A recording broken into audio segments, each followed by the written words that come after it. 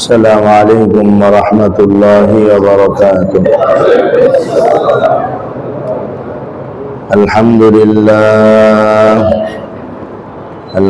لله نحمده ونستعينه ونستغفره ونؤمن به ونتوكل عليه ونعوذ بالله من شرور أنفسنا ومن سيئات أعمالنا.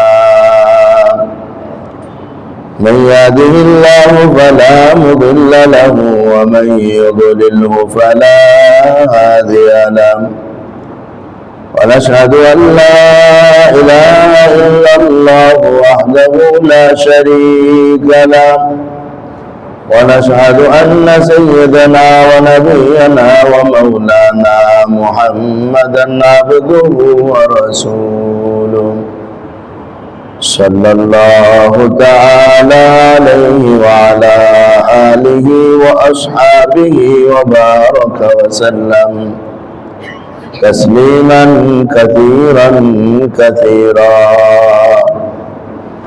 أما بعد فأعوذ بالله من الشيطان الرجيم.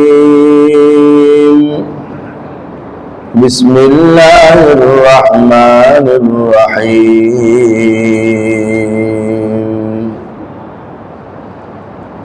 وهديناه النجدين فلاقتحم العقبة وما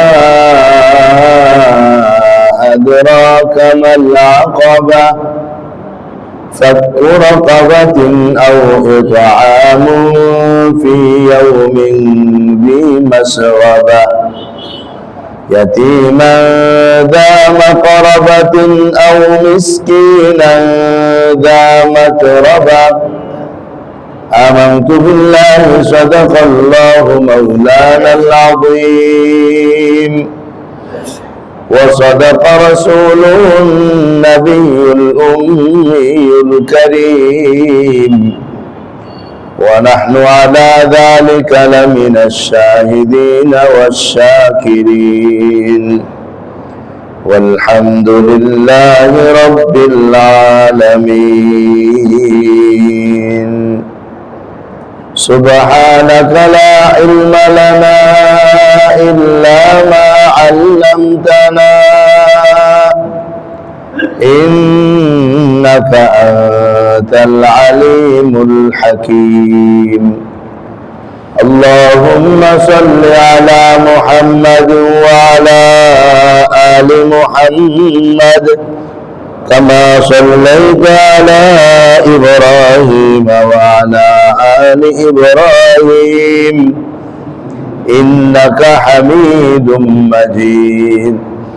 اللهم بارك على محمد وعلى آل محمد كما باركت على إبراهيم وعلى آل إبراهيم إنك حميد مجيد.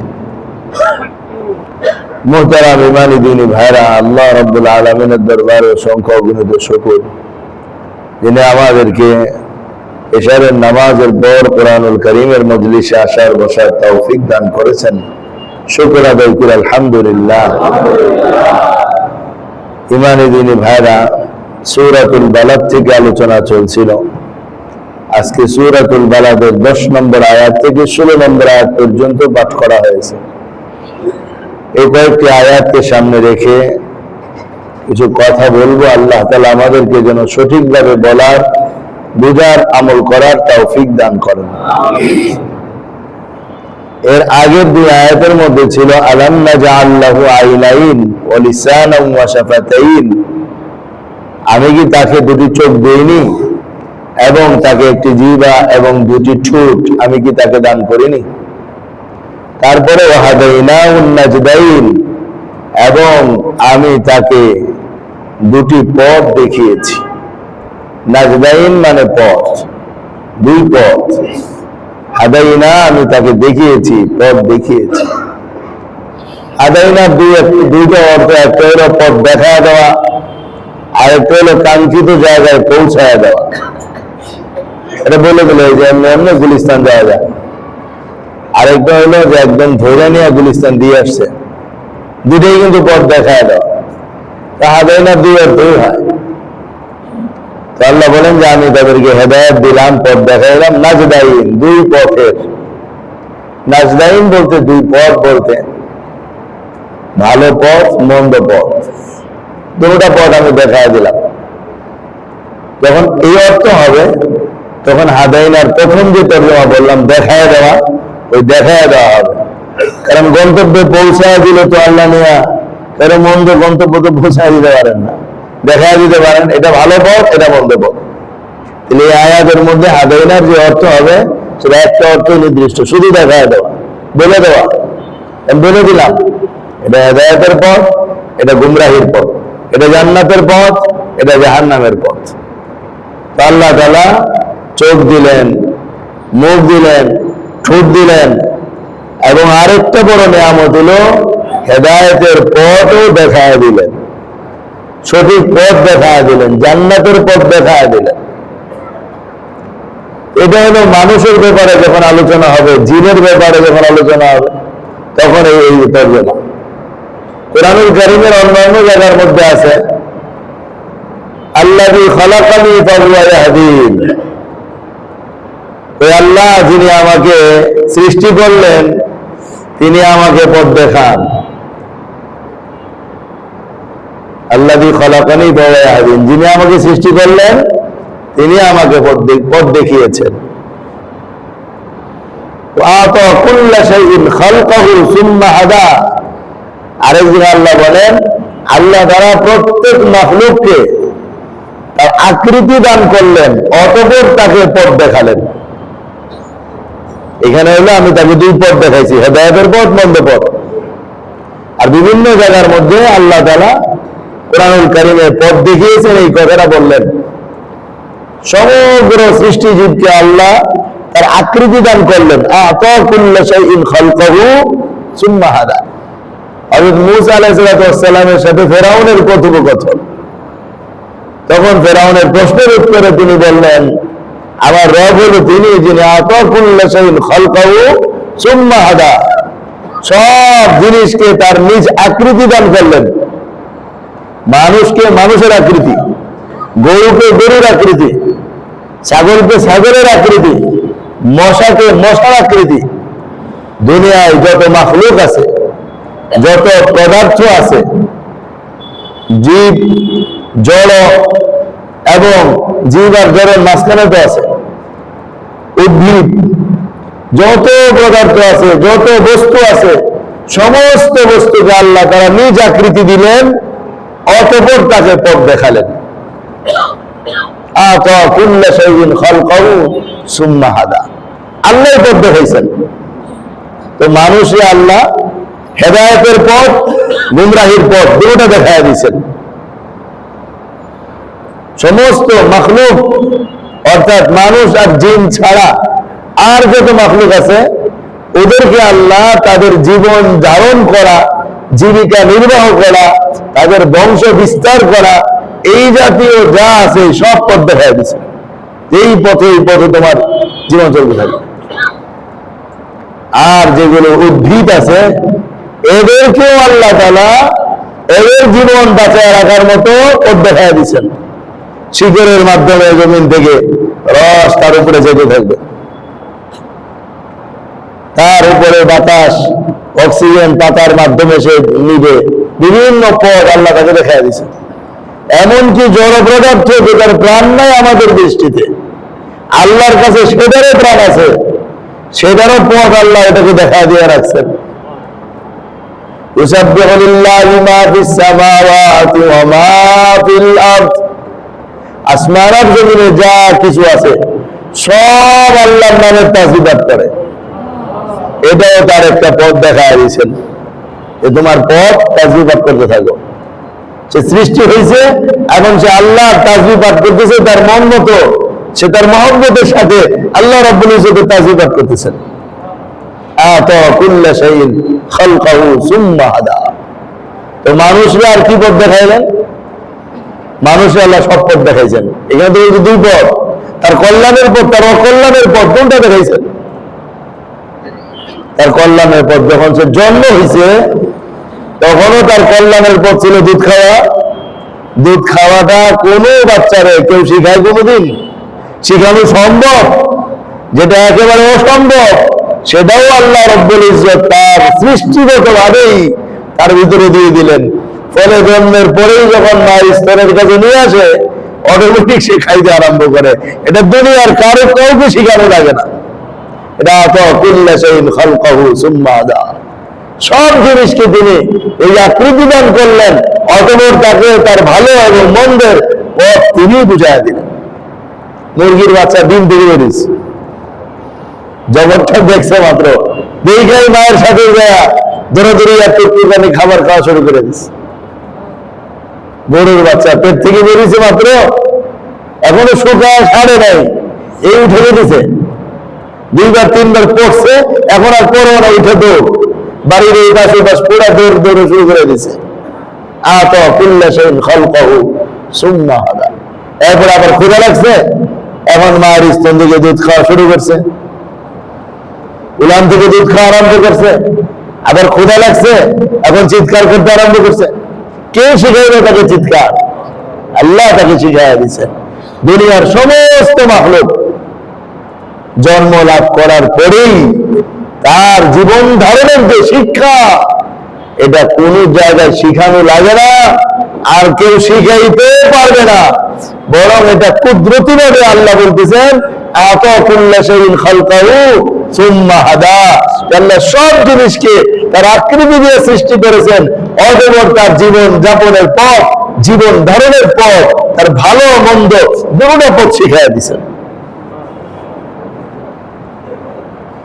এই জন্য আমার ভাই, আমার দোস্ত, পথ তো শৈশবকালে একটা শিখাইছেন, আর একটু বড় হয়েছেন, সৃষ্টিগত ভাবেই তাকে আল্লাহ তাআলা পথ শিখাইয়া দিলেন যে তোমাকে বানাইছে, তারে ডাকো, যারটা খাও তার গুণটাই গাও। এই কথাটা কে না বুঝে দুনিয়াতে বলেন আমার ভাই? কে না বুঝে? যারটা খাই তার গুণ গাই, যারটা খাইলাম তার গুণ ধরলাম না, তাইলেই তো আমাকে নিমুখ হারাম বলা হবে। এই যুগটা কে না বুঝে? সবাই এটা বুঝে। এটা হলো ফিতরত, সৃষ্টিগত ভাবে, প্রাকৃতিক ভাবে আল্লাহ মানুষের ভিতরে দিয়ে রাখছেন। একটাকে বলে হেদায়েতে তাকবীরি, আর একটাকে বলে হেদায়েতে তাশরীঈ। তাকবীরি আরবি শব্দ, এটার বাংলা হলো প্রাকৃতিক দিক নির্দেশনা দান, আর হেদায়েতে তাশরীঈ মানে শরীয়তের বিধান সম্পর্কে দিক নির্দেশনা দান। এই যে বাচ্চা দুধ খাওয়া, এটা প্রাকৃতিক দিক নির্দেশনা দান। জীবন যাপনের জন্য চেষ্টা প্রচেষ্টা করা, এটা হেদায়েতের তাকবীরি। প্রাকৃতিক ভাবে আল্লাহ দিয়ে রাখছেন যে মাটিতে গাছ লাগালে, বীজ বপন করলে গাছ হবে, গাছের গোড়ায় পানি দিলে ঘাস মোটা দেওয়া হবে, পানি না দিলে মরে যাবে। এগুলো সব তাকবীরি বিষয়। এগুলাকে বাংলায় বলা হবে, যেগুলো হলো কিনা বললাম বাংলাটা, তাকবীরি তো আরবি,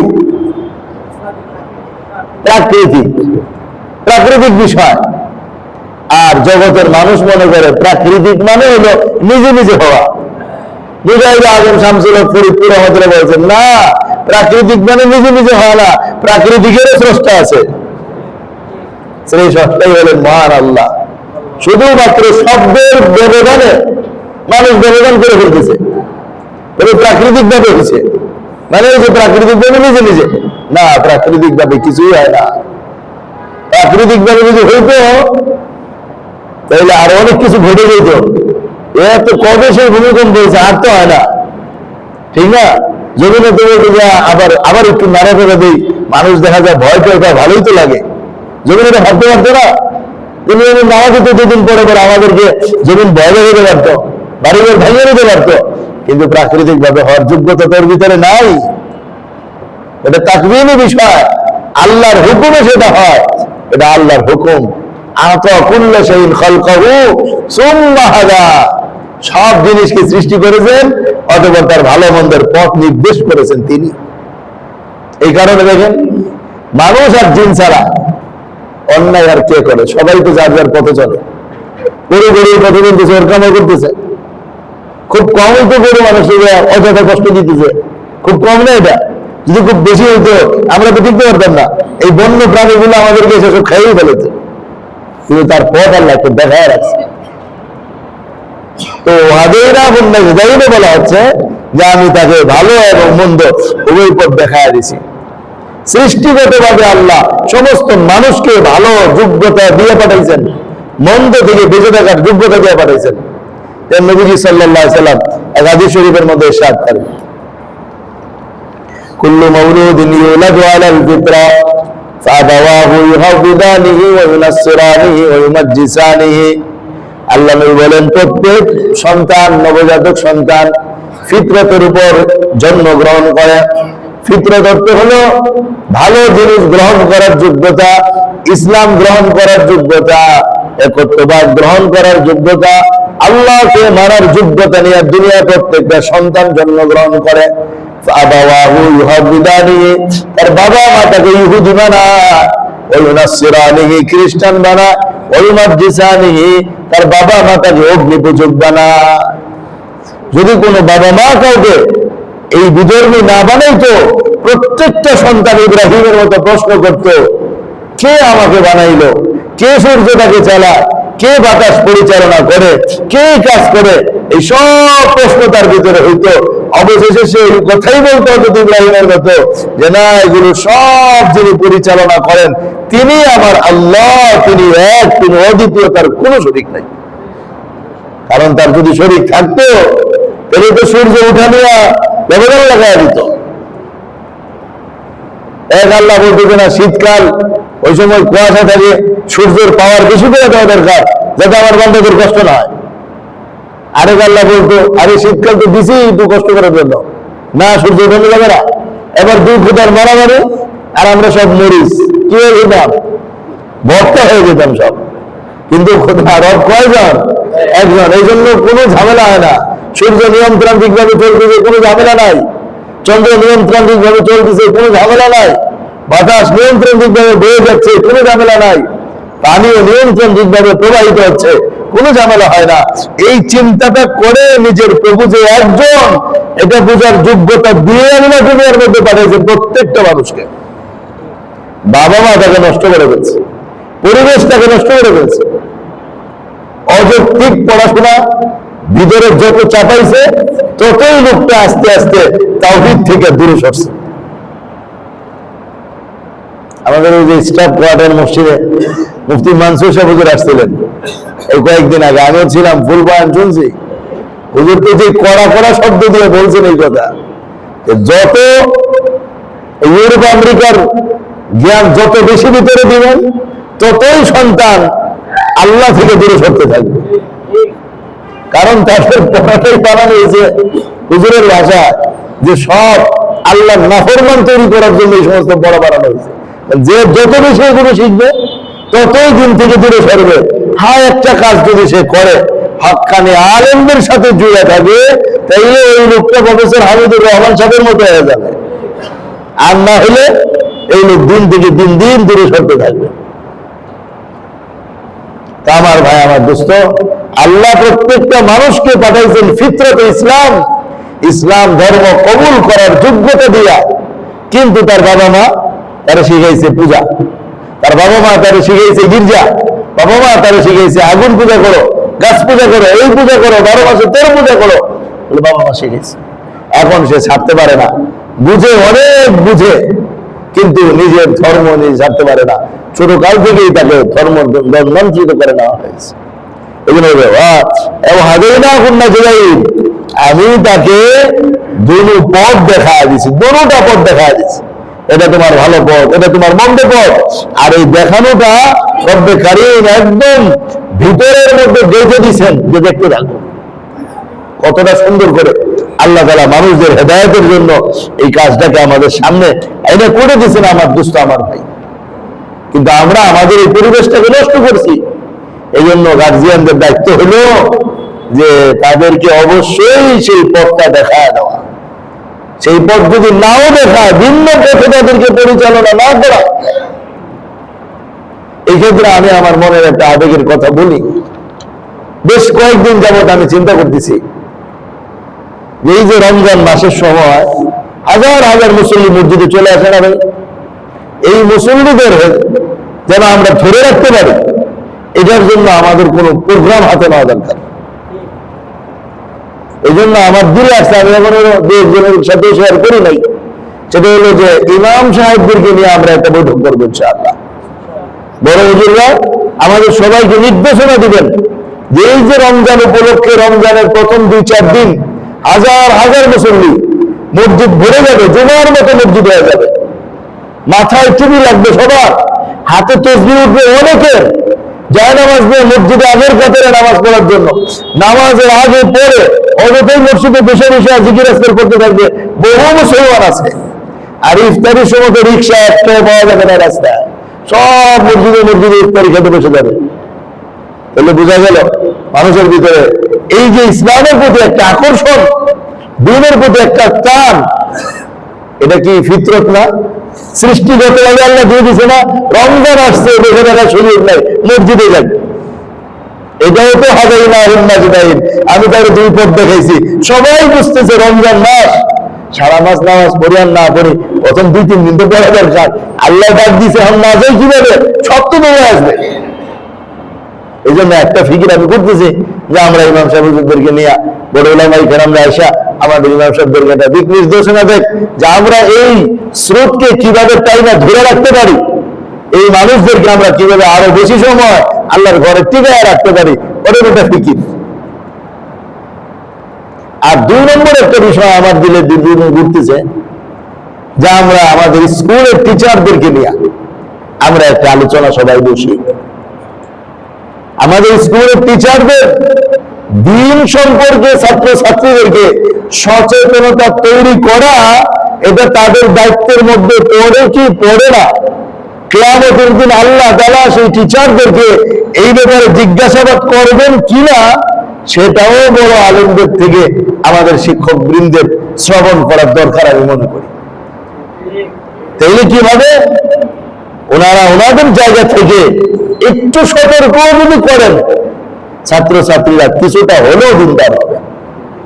সেদিন কোন মজমায় যেন শুনতেছিলাম আলোচনা, তো উনি বললেন আমাদের যুগে, এতটা বয়স্ক একজন আলেম বলছেন, আমাদের যুগে আমাদের শিক্ষকরা, স্কুলের শিক্ষকরা নামাজ না পড়লে কি বলতেন, জিজ্ঞেস করতেন এসে পরে ক্লাসে, নামাজ পড়ছো কালকে পাস হতো, কে কে বলো, মিথ্যা বলবো না কিন্তু, এই না বললে ছাত্রদেরকে ধরে পিটাইতেন। স্কুলের শিক্ষক নামাজের জন্য পিটাইতেন, এমন নজির এই জমানায় স্বপ্নে কেউ দেখবে? অথচ আপনারা মুরব্বীরা যারা আছেন, আপনারাও বলতে পারবেন যে হ্যাঁ আমাদের যুগে এমনটাই ছিল, এখন নাই। তো আল্লাহ তো আমাদেরকে ফিতরতে ইসলাম দিয়েই সৃষ্টি করলেন, কিন্তু আমরা আমাদের পরিবার, পারিবারিক শাসন, আমাদের শিক্ষাঙ্গনের শাসন, আমাদের সামাজিক শাসন, এই 3 শাসনের অভাবে আমাদের মুসলমান সন্তানগুলো বদ্দিন হয়ে যাচ্ছে। এই জন্য একদিকে যেমন পারিবারিক একটা শাসন দরকার, তেমনি ভাবে প্রতিষ্ঠানের একটা শাসন দরকার। না আমারও বয়ানটা তো দিতে পারে যে বাবা তোমরা নামাজ কালাম পড়ো, মেয়েদেরকে তো পর্দার কথাও বলতে পারে, কিন্তু আফসোসের বিষয় এমন এমন মুসলমান শিক্ষক যারা তাদের লজ্জাশীল ছাত্রীদের বোরকার নেকাব পর্যন্ত ইচ্ছা করে খুলে ফেলায় দেয়, তারাও মুসলমান টিচার। এই জন্য বাংলাদেশে টিচার ট্রেনিং আছে, কলেজ আছে, কিন্তু সেখানেও তো এই সাবজেক্টে থাকা দরকার যে ইসলাম সম্পর্কে মুসলিম সন্তানদেরকে সতর্ক করার জিম্মাদারি টিচারদের উপর পড়ে কি পড়ে না। যদি সতর্ক করে তো কি লাভ হবে, না করলে আল্লাহর কাছে কি জবাব দিবে, এরকম একটা আলোচনা আমার মনে চায় যে করা দরকার। আপনারা কি করেন? ইনশাআল্লাহ দেখি আমি ওইটার একটা ফিকির করব। তো আমাদের আশেপাশে যত স্কুল কলেজ আছে তাদের জিম্মাদার, দাওয়াত দেওয়ার জিম্মাদার আপনারা নিবেন, এবং ওনারা কোন টাইমে হইলে ভালো হবে সেটা আপনারা আমাকে ব্যক্তিগত একটা পরামর্শ দিয়েন, যে এই সময় হলে ওনাদের জন্য সহজ। যদি বলেন রাত্রে, রাত্রে হবে, যদি বলেন দিনের বেলা হোক, দিনের বেলা হবে। আমরা ওরা ইনশাআল্লাহ ফিকির করব। আমাদের এই মসজিদ এটা কেন্দ্রীয় মসজিদ। সারা ঢাকায় যে কোনো জায়গা থেকে রিক্সা নিয়ে যদি কেউ বলে আজিমপুর ছাপড়া মসজিদ নিয়ে যাও, ওই বেচারা ঘুরে ঘুরে এখানে নিয়ে আসবে। তেমন একটা মসজিদের মধ্যে থেকে যদি আমরা জাতীয়ভাবে কাজ না করি, আমাদেরও কিন্তু আল্লাহর কাছে তো জবাবদিহিতা আছে যে তোমরা কেন কাজ করলে না, তোমাদের তো সুযোগ ছিল, তোমাদের মাথায় তো বুদ্ধি ঢেলে দিচ্ছি। এটাও তো হাতে ইলাহুন্নাসিদাইনের মধ্যে পড়ে যে আল্লাহ বিষয়গুলো মাথার মধ্যে আনতেছেন, সেটা আমরা এটাকে বাস্তবায়ন করবো না। না আমার ভাই, রমজানের আগে আমাদের এই দুইটা কাজ ব্যাপকভাবে করা দরকার। একটা উলামায়ে কেরামকে নিয়ে রমজানে আমাদের এই মুসল্লিদের ভিড়, মুসল্লিদের এই স্রোতকে আমরা কিভাবে ধরে রাখতে পারি। আল্লাহকে যারা একবার সেজদা দিতে রমজান আসলো, সে যেন সারা বছর আল্লাহকে সেজদা দিতে আসে, ওই মজা তার ভিতরে কিভাবে লাগানো যায় সেটার চেষ্টা আমাদের করা দরকার। আর 2 নম্বর, আমাদের উস্তাদগণ, আমাদের টিচারগণ, আমাদের টিচারদের মর্যাদা তো টিচাররা জানে না। একজন টিচারের যে কি মর্যাদা, এটা তো টিচার জানে না। টিচার তো ওই চেয়ারে বসে ক্লাস দেয়, যে চেয়ারে বসে মুহাম্মদ রাসূলুল্লাহ সাল্লাল্লাহু আলাইহি ওয়াসাল্লাম উম্মতকে ক্লাস দিয়েছেন। নবীজি বলেছেন, ইন্নামা বুইসতু মুআল্লিমান, আমাকে আল্লাহ শিক্ষক বানায় পাঠাইছে। শিক্ষকের দাম এত বেশি কে? মুহাম্মদ রাসূলুল্লাহ নিজেই শিক্ষক ছিলেন, এই জন্য শিক্ষকের দাম এত বেশি হয়ে গেছে। আল্লাহ নবী যদি নিজেকে শিক্ষক শব্দটা প্রয়োগ না করতেন, তাহলে দুনিয়ায় শিক্ষকের দাম এত হইত না। তো শিক্ষক তো বুঝতে হবে আমার মর্যাদা, আমার নবী শিক্ষক বলে দেওয়ার কারণে আমার মর্যাদা হয়েছে। শিক্ষকের মর্যাদা নবীজি এমন ভাবে সাহাবাদের সামনে পেশ করে গেছেন, যেটা কিয়ামত পর্যন্ত দুনিয়ার আর কেউ পেশ করতে পারবে না। যে আমার মর্যাদাই তো টিকে থাকবে না যদি আমি আমার দায়িত্বটা পালন না করি। এই জন্য তো দেখা যায় আজকাল বহু ছাত্রছাত্রী শিক্ষকদের বিরুদ্ধে কঠিন আন্দোলন করে, চেয়ার টেয়ার ভাইয়া আগুন লাগায় দেয়। আমি তো ভার্সিটিতে বড় হয়েছি, আমি জানি বিএড ভার্সিটিতে আমার বড় হওয়ার জায়গা। আব্বা সারা জীবন ইমামতি করছে ঢাকা প্রকৌশল প্রযুক্তি বিশ্ববিদ্যালয় বিএড গাজীপুর। আমি তো অনেক আন্দোলন দেখছি। এখন কথা হলো কেন সেগুলো হয়?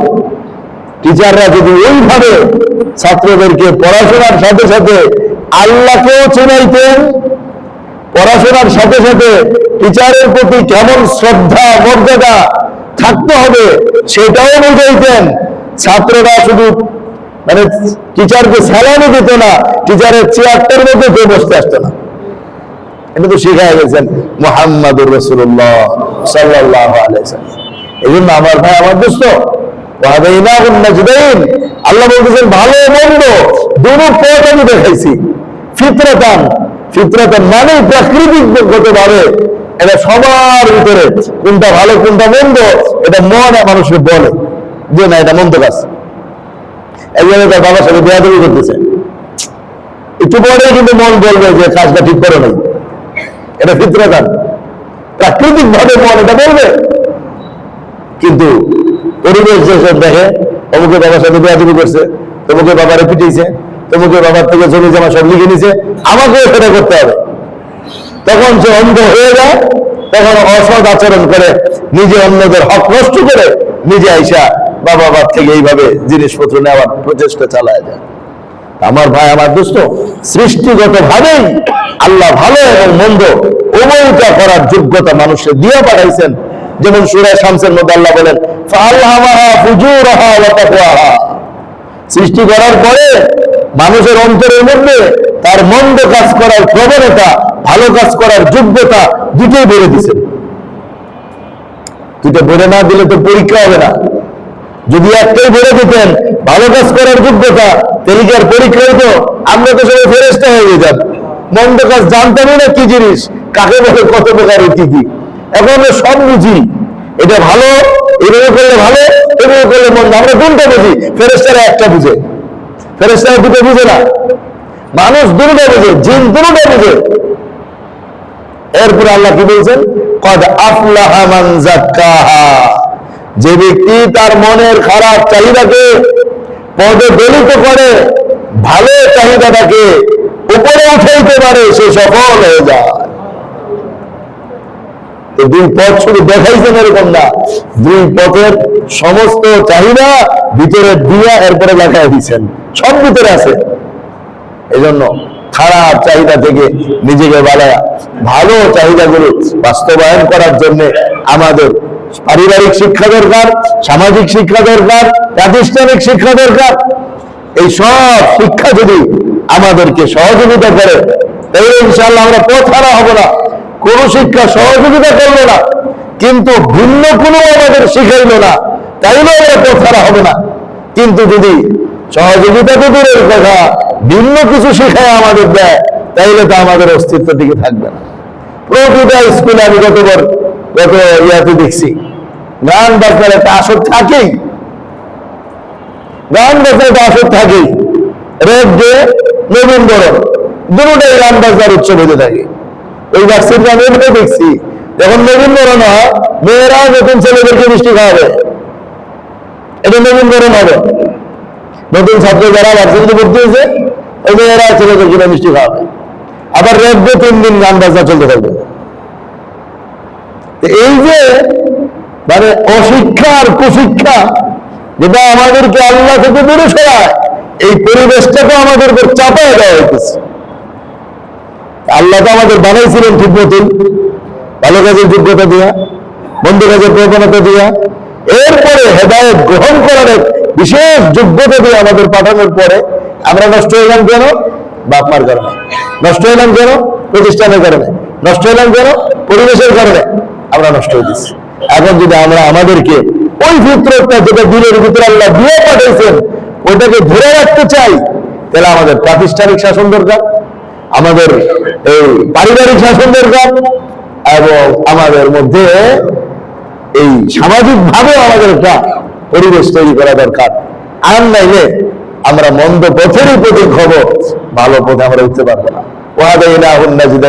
দুটা পথ তো আল্লাহ রেখে দিচ্ছেন, এবং দেখেন এই ভালো পথের জন্য নবী পাঠাইছেন, মুআল্লিম ঘোষণা করছেন যে নবীকে, এবং নবী জীবন ভর শুধু ভালো পথটাই দেখা গেছেন, আর মন্দ পথ থেকে বিরত থাকার জন্য অসংখ্য হাদিস বয়ান করে দিয়েছেন, কোরআনুল কারীম বয়ান করছে। এবং এই ধারাবাহিকতায় কিয়ামত পর্যন্ত ওয়ারাসাতুল আম্বিয়া নায়েবে নবীরা এই বয়ান দিতেই থাকবেন, যেটা ভালো পথ, এটা মন্দ পথ, এখানে গেলে শান্তি, এখানে গেলে অশান্তি। এরপরও মানুষ যায় কেন? ওই শয়তানি মেহনত তো বিরাজমান, সেটাও তো আমাদের আছে। তো যাই হোক, আল্লাহ রাব্বুল ইজ্জত আমাদেরকে বুঝার আমল করার তৌফিক দান করেন। আর সাধ্য অনুযায়ী নিজেদের পরিবেশ, নিজেদের পরিবার, নিজেদের সমাজ, নিজেদের শিক্ষাঙ্গনকে ওই ভালো কাজের দিকে আনার জন্য সাধ্য অনুযায়ী আল্লাহ আমাদের সবাইকে চেষ্টা করার তৌফিক দান করেন। ওয়া আখিরু দাওয়ানা আনিল হামদুলিল্লাহি রাব্বিল আলামিন। আজকে শুধু একটা আয়াতই আলোচনা হলো, 16 নম্বর আয়াতটাই শুধু আলোচনা হলো। ওয়া হাদাইনাহুন নাজদাইন। অল্প সময় জিকির করি, লা ইলাহা ইল্লাল্লাহ, লা ইলাহা ইল্লাল্লাহ, লা ইলাহা ইল্লাল্লাহ, লা ইলাহা ইল্লাল্লাহ, লা ইলাহা ইল্লাল্লাহ, লা ইলাহা ইল্লাল্লাহ, লা ইলাহা ইল্লাল্লাহ, লা ইলাহা লা ইলাহা ইল্লাল্লাহ, লা ইলাহা ইল্লাল্লাহ, লা ইলাহা ইল্লাল্লাহ, লা ইলাহা ইল্লাল্লাহ, লা ইলাহা ইল্লাল্লাহ, লা